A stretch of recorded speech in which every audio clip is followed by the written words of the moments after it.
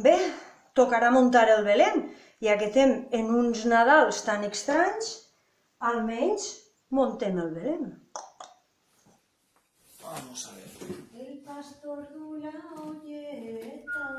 Tot era la mateixa història, muntar trompetes, l'arbre, les boles... Ficarem uns adornets. Per favor. Mare meua, quins adornos són de l'any de la picor. Vaig a preguntar-li a Jorge per si té algo millor. Jorge! Jorge, Jorge, Jorge, Jorge. Sagra, ¿Hola? ¿tú estás para cantar? ¿No sería mucho mejor que tocáramos? Yo tengo aquí la flauta.